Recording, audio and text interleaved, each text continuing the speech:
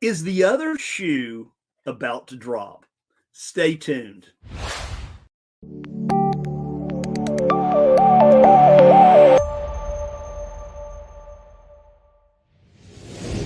Welcome to this week's edition of Note School TV, where every week when at 11:05 we bring you the most amazing content as well as amazing guests. And today, folks, you're in for a treat as we do have an amazing guest today. Well, as always, right? So, do a couple of things for me before we get started here. Number one, make sure to hit that like button. Show us that you like what you see there. Number two, hit the subscribe button there if you have not already done so that, you can go back and you can view over 2 years worth of Note School TV episodes. And number three, make sure and hit that bell notification. Yes, hit it right now. And you will be notified when we go live every Wednesday at 11:05 Central Time.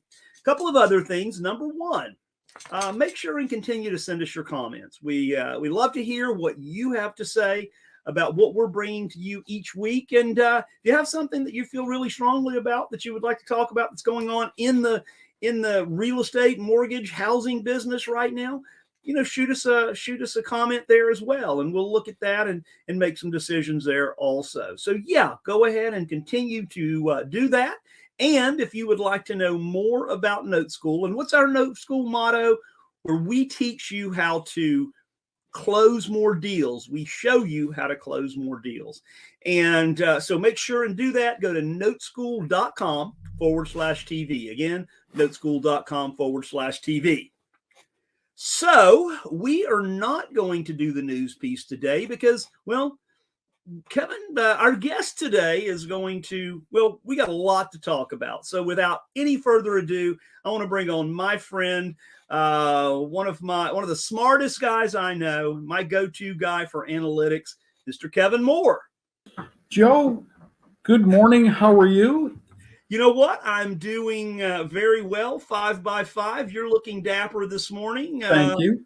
Yeah, for sure. Loving the beard. And yeah. Like it? And you like my salmon shirt? I do. First, we're right into spring now. So Yep. yeah, I love that. Look all bright and, shining bright like a diamond, right?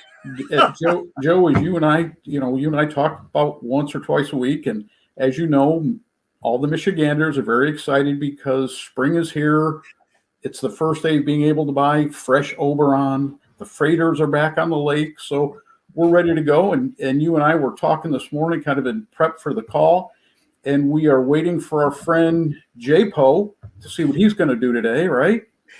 Yeah, Chairman Powell, my friend, our friend Jay, we talk about him so much. I feel like we should be on a first name basis with him. We'll see what he does here in just a bit. With the rates, Kevin, I kind of feel like that he will go ahead with at least a 25 basis point rise in the Fed funds rate, and you have a little different opinion of that. Yeah, so you and I, we talk about fiscal policy, and we keep talking about our things being priced in the market. As you said earlier, the other shoe, is it going to drop? I think that they might, just to aggravate everybody, they may just go with a 50 basis point pop. I think they are not done ripping the Band-Aid off. And they have, since June of last year, put so much havoc into the marketplace. If you're going to go down, Joe, what do you say as a pilot? You go stick down, right? So let's just stick down. You buy the farm, right? Yep. Not even, you should buy it with creative financing because then, you. Speaking of creative financing, Kevin,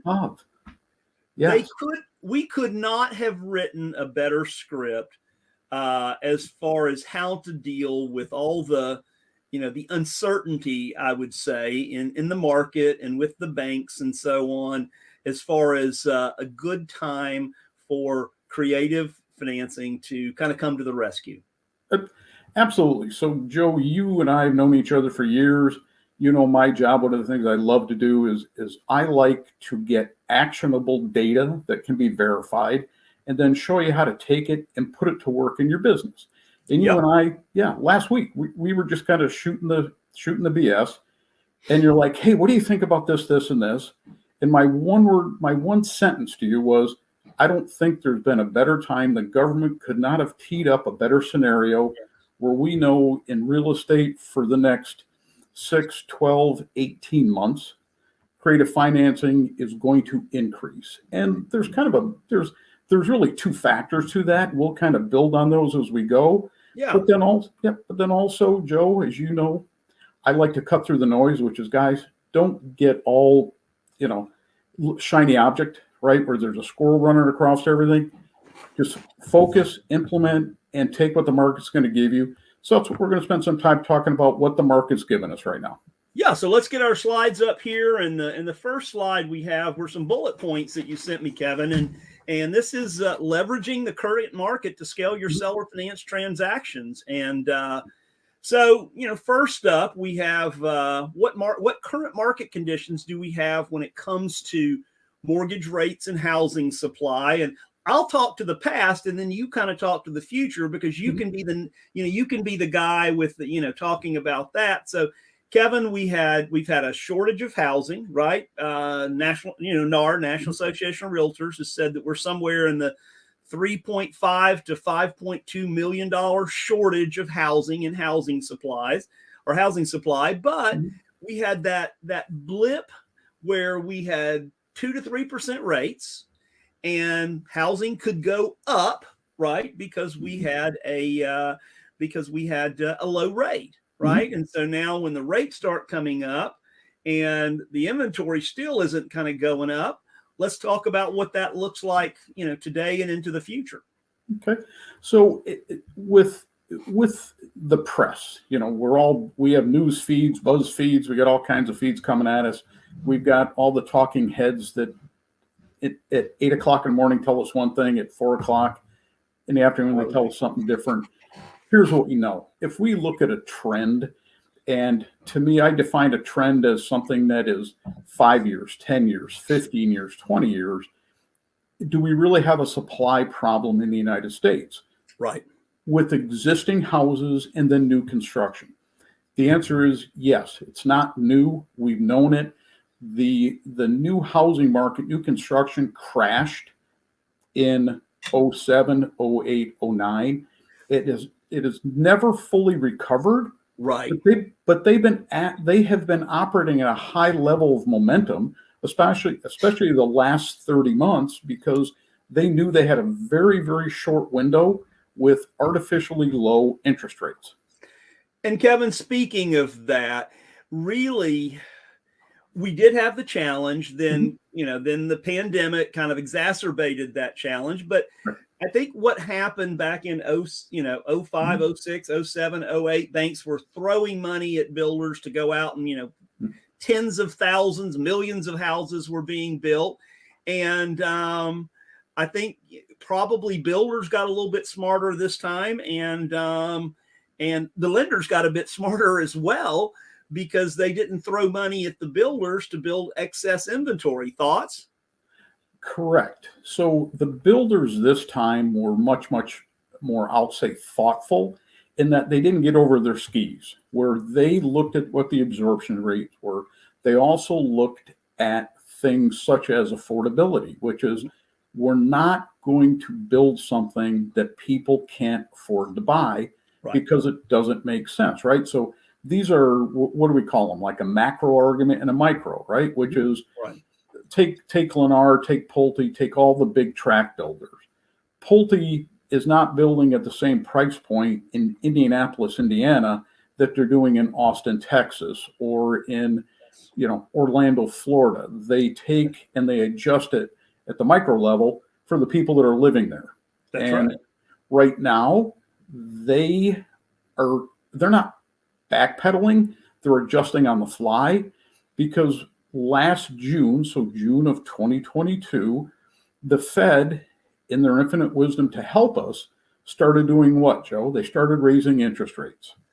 And Kevin, let's look at. I'm gonna flip this next slide here because Sure. this is interesting in the fact that we think that we're just it's nuts with rates, and rates are somewhere depending on how you qualify. They're going to be somewhere between 6.75 and 7.5, I would say. Would that be a fair? Well, it could be more than 7.5, really, depending on the APR and all of that. But we look at this, Kevin. So, finish your thought there. I wanted to pull this up because this has a lot of information on it. Right. So, Joe, what I'm going to do also today is I'm going to make a commitment to try not to give you too many buzzwords or also use the stereotypical responses. And at this point, here's what I would tell you. The market normal for 2023, 2024, and probably part of 2025 is that your average, I'm going to call them, I walk into the front door of the bank or to Rocket or United Wholesale, whatever, they're going to price out in the sixes to low sevens. That is not a new interest rate. If you look at the chart that we prepped here, did we see these rates 20 years ago? Did we see them 10 years ago? It is truly what I would call, and I promise not to use stereotypical terms, but it's the reality of the market. That's where the money has to be priced for longevity. And again, this is where the Fed is trying to adjust pricing so that we're now on a long view instead of a short view. Yeah, we go back here. We've talked about that many times on Note School TV. Our friend Eddie started in 1980, and average rates were 16.63 and up, right? And then we go through, we've got 10. And Kevin, I remember back here, here when I said, hey, boy, if interest rates ever go below 10%, oh my God, right? Right. And so, we can see how the rate's been. So, the average rate over the last 30 years has been, somewhere in the mid sevens. Right. That was typical. And, Kevin, it's people tend to have a short memory. And when you look here, nowhere in these, column, the 70s, then we go into the 80s, the 90s, there's never been a rate even close to this. Well, the only time was right here in 2012 at 3.66. Right. And that was because we were trying to still come out of the Great Recession, right? Correct. So, you showing both of those metrics, so 2021 and then 2012, in both cases, it was the Fed manipulating the market to do one of two things, either speed it up or slow it down. And in 2012, how many people were running to buy houses? Yeah. Most of them were going, I don't want to buy a house. And because there was a lot of economic factors that were fresh in their minds. So what did they do? They lowered the rates, and it got to a point where it's like, why would I rent? Right. It only makes sense to buy.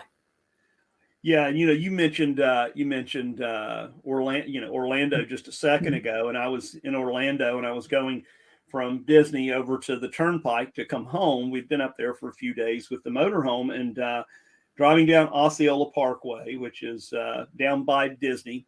And so, Kevin, I was looking on both sides of this 6-mile stretch. Not hundreds, but tens of thousands of new apartments are being built. Mm-hmm. Kevin, I was thinking of my 17-year-old, and she's going to go to University of Central Florida in about another year or so. So I had been looking at some of the rent. So 800 square foot, 1-bedroom apartment starts at $1,600 a month. A 2-bedroom, 2-bath, 1,100 square foot apartment starts at $2,100 to $2,200 a month. And I'm thinking, well, I'll just ride this out a little bit and I'll just buy a house. Absolutely. Especially when you look at what is the average rent versus the average mortgage payment. And Joe, this is where we, that's the affordability argument, et cetera, et cetera. But to your point, you're using the yin and the yang, which is if I rent it, what do? I write a check if she's there for 4 years, I've got 4 years worth of rent money that's gone, can't get it back. If I buy, she's there for 4 years, I pay the mortgage. At the end of 4 years, she's got a place to live if she wants to stay and work where she went to school. Yep. Or if she wants to move, I can go ahead and sell the house, keep it as a rental, sell it on owner financing, and do whatever I want. Yeah, So at the end of 4 years, I've got $100,000 in a rent payment. Yeah, and in rent payments out. Yep. So, you look at it like that. Well, let's look here, Kevin, on this next slide here. This is total existing home sales. So, talk about this just a bit and tell me where to write here, right? Okay. And so, Joe, you and I, we always talk about, facts, fiction, data points, data confusion. What I do is I typically work in the world of existing home sales because that's it in the business we're in, which again, we're in the note business. Existing home sales give us the most accurate metric or thermometer of where pricing really is. And so, Joe, with here, what we want to do is we want to go, is the real estate market, is there really not enough houses to be purchased? Have we ever had it where we're going to sell less than 5.5 million houses a year? Have we ever had it where inventory is so constrained that we may only sell, 4 million existing homes? And the answer is, if we look at this chart, it shows you that, guys, here it is. We've got certain market cycles where, existing inventory was constrained. And what happened? We pulled out of it. So when you look at May 2020, and then you go to the top at about 6.5 million units, what year is that? So how many years did it take to go from? So that's right about here. So that's 1 of 2021. Okay. Right. So how many years did it take to get that much more inventory back out on the market? It's true. Right. And where did that come from, right? If it's an existing house, it means there's a homeowner in it. So what happened?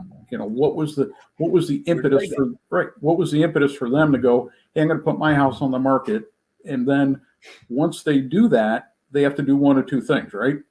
They have to buy another existing home, or they have to buy a new home, or occasionally some people turned into renters. But again, that is kind of the minority, not the majority. So right now, NAR, Zillow, all the pundits are saying they believe we're going to be at sub 5 million units for existing home sales this year. Time will tell. We'll see what's going to happen. Kevin, you're exactly right. And obviously the elephant in the middle of the room is going to be affordability right now. Mm-hmm. And, one of the things that we're talking about when we talk about creative financing, right, is that we have a lot of folks out there, our wholesalers, right? Mm-hmm. Folks that, young guns that are out there and they're getting a house under contract and they're flipping it typically they were flipping it to hedge funds, right? Right. For 100 cents on the dollar in some cases. Right. And so, what we did, and now, of course, that the hedge funds have put a pause on that, right? I mean, you can talk about that a second if you want to. Sure. So 2 years ago, we kept talking about all these iBuyers, right? So there was iBuyers everywhere. And then it turns out that the iBuyers really were just, I'm going to call them, they were the transactional specialists for the hedge funds, where they were just aggregating all these houses, selling them off to the hedge funds, because the hedge funds loved the fact that you could buy a real asset, so a hard asset, right? Because it's a house, got doors, windows, whatever. It's hard, right? It's tangible. Real, right? Real estate, it's real. Right. You could buy it. You could get an acceptable level of discount, and it was in an appreciating market. Right. Okay, keyword there. It was an appreciating market again because the rates were low, right? Correct. Okay. And I'm going to flip to the next slide while you talk. There you go. All right. So, Joe, when you say appreciating market, remember that there's two things that really stimulate appreciation, right? Number one, rate driven. Number two, supply driven. Right. So right now, are we destroying existing homes? Like, do we have a thing where we're just going to knock 1 million houses down? No. No. So do you think the supply of existing homes is still out there? Yes. But because of the rate environment, right, because of the condition that was caused right now by the Fed changing how they do things under their fiscal policies, we now have an issue where houses aren't going to appreciate at the same level as they had. And it's because of affordability. And it gets right back to, if it costs $5 today and I can afford to pay $5 today, perfect. So if I buy today, I'm in good shape. But if it costs $6 tomorrow, but I only still have $5, can I afford to buy it? The answer is no. Right. I got to stay in place. So, and Joe, I love this slide because this, other than seeing what the Kardashians are doing, I think this is the slide I've seen the most in the past 2 weeks, right? So Kevin, when we're, the crux of what we're talking about today and where we're leading as we kind of go through this is the fact that it's a great time for creative financing. And so I hear this a lot. We hear it on Deal Labs every week. So I'm trying to buy this house from this guy in Oregon, and he paid $410 for it 15 months ago, and he needs to sell it today, and it's worth $350 to $360. Is it a waste of time for me to pursue that, or is it not a waste of time? And there is one saving factor for this guy or people that are in that situation. This guy has a 2.25% rate, Kevin. So, we can, if we're buying it strictly based on price, then we can't, substantially overpay, right? But if we're buying it on terms, it's one of the things that Eddie loves to say. He says, it's not how much you pay, it's how you pay it back in a lot of cases, right? Talk about that a sec. So what I'll do is, let me preface this, which is, Joe, this slide right here, you should print this out and mail this to all your friends. Because if people have any questions about where the market is today and where it's going to be in 6 months, 12 months, 18 months, it's going to be right here, meaning you're going to have sellers that have got 2% mortgages, 2.5% mortgages, 3% mortgages, and they've got an emotional commitment to that rate, right? They're like, holy smokes, I love this rate. I want to hold onto the house. Now, the dialogue has changed. 2 years ago, if you talk to somebody, they would say, hey, I'm buying the house because it's going to go up in value. Today, you have a lot of people are saying, you know what, I've got the house, but I love the rate on it. I want to make money off the rate. So they are doing exactly what Note School teaches, which is use the terms to get the best value out of the investment. Right. Okay? It's no different, Joe, if you went down to the Mercedes dealers and said, hey, I want to buy a brand new 2023 something. I don't know. Mercedes, I don't. Right. But if I can buy it for cash, what happens? I drive it off the lot, and it's going to go down. Right now, in certain housing markets, if you pay cash, that house is going to be flat for a couple of years because the market is just going to be a little stagnant, right? Right. If you say, hey, I'll buy it on a 7-year loan, and they tell you, well, you can buy it on a 7-year loan and the payment's $1,200. They go, or you can lease it. If you don't drive a lot, you can lease it and your payment's $750. Is it still a Mercedes? Right. Okay.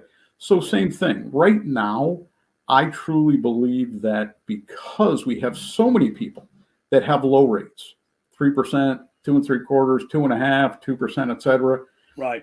They're still going to want to get out of their house. At some point, they're going to go, you know what, I'm ready to sell. And it may be because it's on a rental property. It might be something they bought as a vacation home.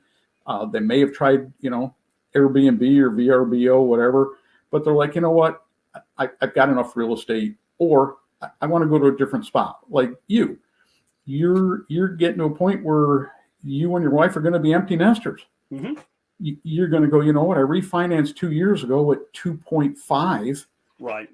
We don't need the house, but man, if I could figure out a way to make money, and because you've got such a low interest rate, the best way for you to make money long term is sell it on terms. Yeah.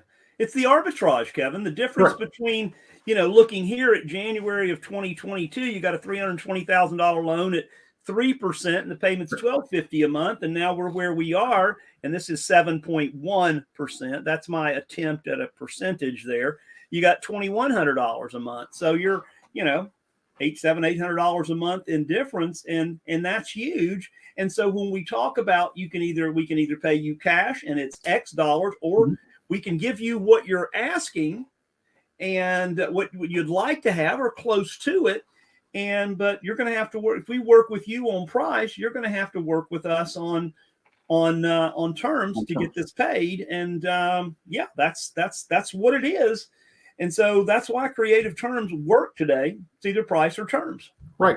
And Joe, in the new construction, in the single family construction business, right now, builders are offering terms, but they call them concessions. Right. And what they're doing is they're actually putting cash on the table for the home buyer, or they're buying the rates down, giving the buyers money to buy rates down. So new builders are now selling their houses on terms as well. That's right. Yeah. Well, and you know what? I think I read it was an article last week, and it's about 60%. It's 60% or so that are selling, whether it's new builders or it's homeowners, are having to make some kind of concessions. Whereas they'd put it on the market, today, and in 3 days they would have, 10 different offers at over asking. And today they're having to, they're either lowering the price, they're putting a new roof on the place, they're paying the closing costs for the borrower, whatever that looks like. Mm-hmm. And again, concessions, let's make one thing very, very clear. Concessions are a normal part of the market, right? Yes. It's a negotiation. It doesn't mean that we're going into fire sale mode. No. It just means the market is now normalized, or it's become, we've gotten rid of the irrational exuberance, and we're back to a rational market where, Mr. So-and-so, I would like to buy your house from you, but the roof's 40 years old. The bathroom is pink. It's not a brand new house. So we have to make concessions. We have to negotiate, right? What does Eddie say about like a salesman, right? Salesman is to deliver the bad news. That's right. Yeah. So same thing. So, all right, Joe, mortgage applications. Let's talk about that, because we can track that on a daily basis. And again, you hear the Mortgage Bankers Association, they report that mortgage apps are up or they're down, or the refinance business is falling apart, blah, blah, blah. So let's talk about that. Yeah, well, you can see the chart here. Eddie had just texted me. He's leaving IMN, going somewhere. So the conference in Orlando. So I was just kind of glancing at the phone. Yeah, so applications, well, we see that, they dropped a bit. Now they're back up a bit. Now it looks like they're dropping again a bit, right? So, it's a roller coaster, right? So the reason that we want to kind of walk through this is we want to let everybody know that we haven't, what did Fonzie do? Jump the shark? Okay, nobody's jumping the sharks. Okay. It's springtime. You have people looking to buy. This is it. This is the big buyer's time, right? We're now in season. So is there an ebb and flow right now in purchase money applications? Absolutely. Mm-hmm. Are they going to go away? No, they're just going to go ahead and they're going to react to where we are in the market and to the price points. And also remember, and I typically like to look at longer runs. So this one I think was a 10-year run. I think Joe pointed out, because we try to get rid of the anomalies, which was in 20 and 21, there was a huge spike in mortgage applications. Do you think that was driven by common sense, or was that driven by fear and emotion? FOMO, right? Certainly a big thing. Fear of missing out. Yeah, we've got the thing you had in the talking points is there really buyer's remorse, right? Right. Right. And we'll talk about that for a second. So one of the things that's out there, and again, it's just to create noise and confusion, right? It's the hey, don't trust a squirrel holding a disco ball because it's going to distract you. Go ahead and use that one. Squirrel holding a disco ball. Holding a disco ball. Okay. Everybody get that in their brain there. All right. There were some people that rushed out and they bought a new house, and then they're like, I am really not equipped to be a homeowner. Okay, perfect. Yes.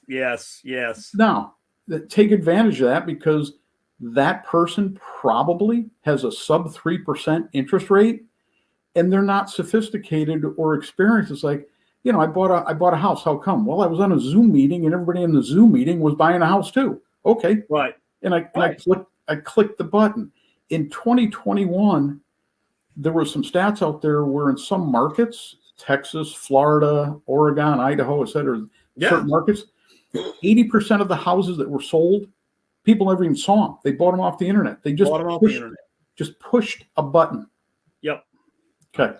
And Kevin, let's look at this. I thought this was a great slide. I'm glad you you just took this as a subsection of Florida, right? It could have been anywhere USA, but these were loans originated and loans denied, and that's a pretty good, deal there, right? So this is a slide that all data geeks will love.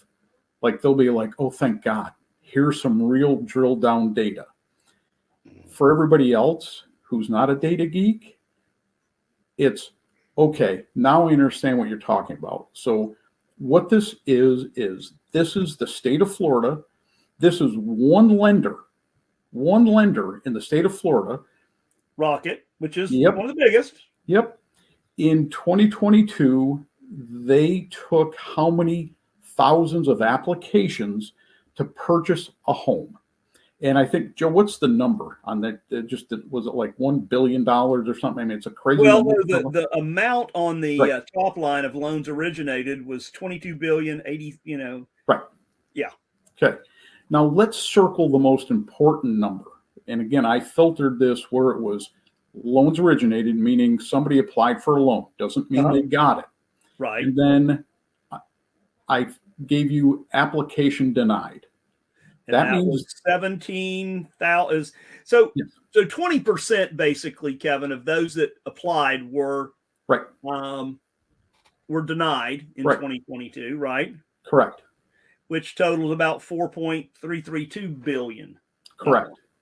So when we talk about creative financing being something that is going to expand in our market in 2023, 2024, 2025, this is the slide. Because when people go, well, who are my clients? Who are they? Well, in this case, Rocket turned down how many thousands of loans. It doesn't mean that it's a bad borrower. It just means they didn't fit the box for that lender. That perfect qualified mortgage borrower, right? Right. And the number one reason that a borrower is turned down for a mortgage, it isn't credit. Nope. Okay. It's not necessarily time on job. It's what we call debt ratio. And one of the things, Joe, you and I were talking about this the other day. One of the things that's in the equation right now is because inflation is so high, all the states, all the counties, all the townships are having a field day because they can all increase their property taxes. Yes. Because they can do it based on the inflation index. And so lenders, they may have somebody come in and go, you can buy this house in Okeechobee. Mm-hmm. The taxes are $4,500 a year. We calculate all your income and you qualify. Your debt ratio is within 1 point of qualifying.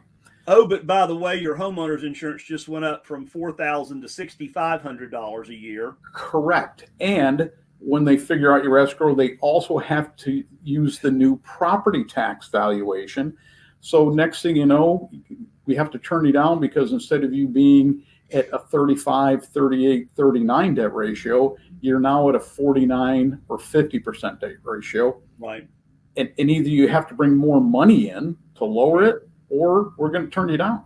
We're going to turn you down. And, we know that 3 out of 10 Americans are either self-employed or gig workers. And we know that how much banks dislike those loans because, well, you've got fluctuation of income. You may make $1,000 this month as a realtor or a mortgage broker or a building contractor. And next month you make $50,000. They don't like that. Right. And then your tax return shows one number, but you're really made, not that you cheated. It's just you set up, you're using the tax laws as they were set up by the IRS. You just stay in your lane, and you've got the ability to make your life much more of a tax deductible event than somebody that gets a W-2. So let's move on from that. But that's a big deal. So here's the demographics. And we'll end on this slide, Kevin. But so let's talk about this just a little bit. Okay. The reason I put this in is this is what's called the Millennial Tracker. Some people may know what it is, some may not. And Joe, one of the largest, I'm going to call them populations of home buyers, right, is the millennials. Right. And you sent me something else, Kevin. So let me just let me read that I didn't put on there. Right. So the average age of a homeowner is 47. Mm-hmm. The average age of a first-time buyer is now 33, which is gone up. And there was a couple of stats here. Let's see, 60% of recent home buyers were married couples, 19% were single females, 9% were single males, and 9% were unmarried couples. Right. So a lot more ladies are buying houses as first-time home buyers than guys. Right. And for everybody who's going to be watching this show, they're all going, I've got to give this to my marketing person. Well, in some cases, your own marketing person, because guys, if you need metrics, if you need socioeconomic data to target market, this is a fairly good slide to look at, which I did this in Austin, Texas. And the reason I did Austin, Texas is because Austin, over the past few years, has been either number 1, number 2, number 3 in all of the metrics for median home prices going up, amount of houses being sold, flipping, blah, blah, blah, right? Everybody wants to be in Austin. And this is just a great slide to show you that the millennials, this is what they typically are buying in terms of here's how much we put down, here's our credit score, here's our monthly payment. And remember, the millennials now comprise a large portion of the turndowns. When we go back and look at, Rocket turned down 17,000 people. 17, right. Million. You're right. No, 17,000. 17,000. Right. Yeah, dollar amounts. I was saying, you and I, as business people, as entrepreneurs, are like 17,000. Man, I just need 5 of them or 6 of them, right? So. And what do they look like? Here's what they look like. They look like a 756 credit score. I mean, 750 credit score. Average day to close 67. LTV, loan to value 75%. So they've got 25% in equity. And this was between January of 22 and January 23. The new data has not hit yet. But I mean, this is kind of in. The rates had already started going up last summer, but the average note rate. Because remember, January 2022, rates were about 3%, and then they started climbing in June. So we've got the average rate is 4.4.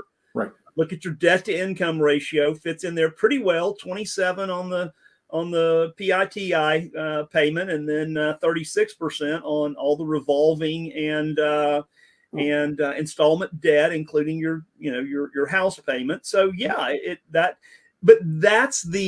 that's the folks that can go do that, right? And that's those 91,000 that got the loan. Right.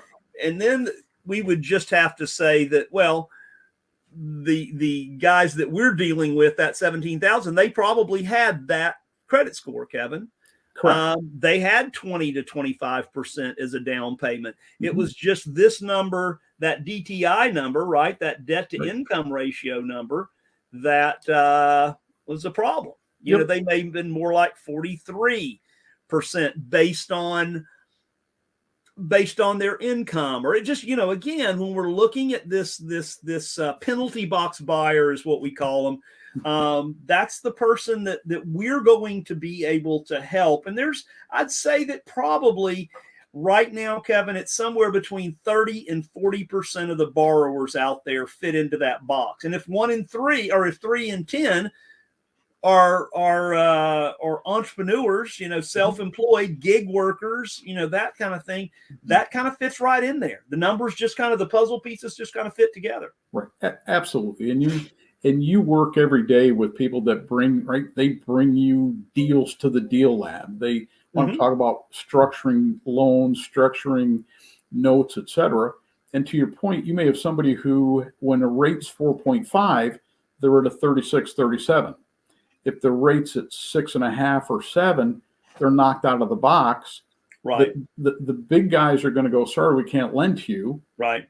But then you may go, well, do you have any other income? And they go, well, actually, yes. You know, my mom lives with me, or I have other income that's reliable, it's steady, but the bank can't use it because it doesn't meet the documentation standard. Right. You can sit there and go, all right, common sense tells me that they'll make the payment. And yes, if they're getting another $1,500 a month from somebody or whatever, just because it can't fit in the standard documentation box doesn't mean, you know, that we can't use it for common sense.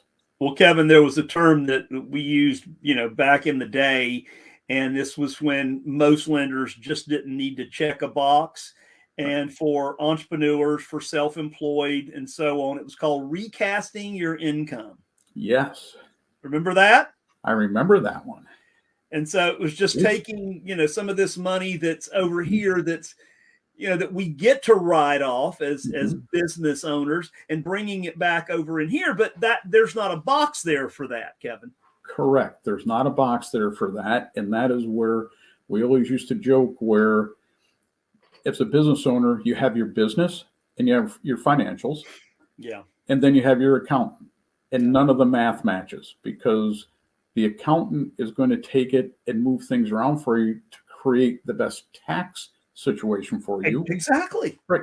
And the lender is going to go, we can't work with these. Let's go ahead and take. So it's the same math, same numbers. They just put them in different boxes, right? Well, Kevin, final thoughts as we wrap up today? Final thoughts are always keep your beer cold. Yes. And your bacon warm. And your coffee hot. And don't get too wrapped up in the noise, the news, the 25 basis points versus 50 basis points versus 100 basis points. Take what you know to be true. Right now, people are buying, selling houses, and more people today need creative financing. So take what the market's giving you. And Joe, I pointed out there's a couple of slides that you should just kind of print out and tape on your desk, right? Put them on the wall and then implement. That's it. Kevin, it's like just control what you can control, right? Just control. You can't control the Fed. You can't control any of that other stuff. And you're the biggest, you know, person that's, you know, just cut the noise out, read a little deeper at what you have there and make that work. Kevin, it has been a pleasure. You going sailing today? Probably not today. Kevin is an amazing sailor. He races sailboats across Lake Michigan. He's from Michigan, living right on the shores, right? I am very, very close to the shore of Lake Michigan. It's actually in my backyard. Then I live on a lake that is about 300 yards from the big lake. So right now there's a freighter sitting out here because, like I said, it's springtime and the first thing we see is freighters. We don't see the robins. And yeah, guys, enjoy the fact that the market is exactly the market we need for creative financing, and implement. That's it. Yeah. There you have it, folks. Kevin, how do they get a hold of you if they want to reach out to you? Kevin at Edgewater Services? It is Kevin at Edgewater Real Estate Services. I am actually on your vendor page, on the Note School vendor page. Right. And if you can't find me still, just bug Joe, and Joe will go here. I'll put you on an email. And we'll get that put on the in the notes there, so we can make sure and get that up there. And you do a lot of workout on non-performing notes for a lot of note school students and a lot of other folks that aren't not note school students. Yeah. So I'm very fortunate. I've got a great business model. I don't have to wear pants typically, so I get to wear shorts. And my specialty is, yes, I work with clients either on performing loans or non-performing loans. Right now, I spend a lot of time trying to figure out on a non-performing loan, what should we price it at and how close to the courthouse steps is it? With performing loans right now, when I'm working with clients on those, is it priced correctly to the market and what can I do with it once I buy it? That's it. Perfect. All right. So guys, there you have it. Kevin, thanks so much. You're great. And we'll get back on here in a few weeks and we'll talk a little more about non-performing loans and the opportunities there. So guys, again, thanks for being on to this week's episode. Thanks for watching. And if you have any questions about what we do at Note School and want to come to one of our master classes, simply reach out to us at noteschool.com/TV, noteschool.com/TV, and we will see you next week, same place, same time. Bye now.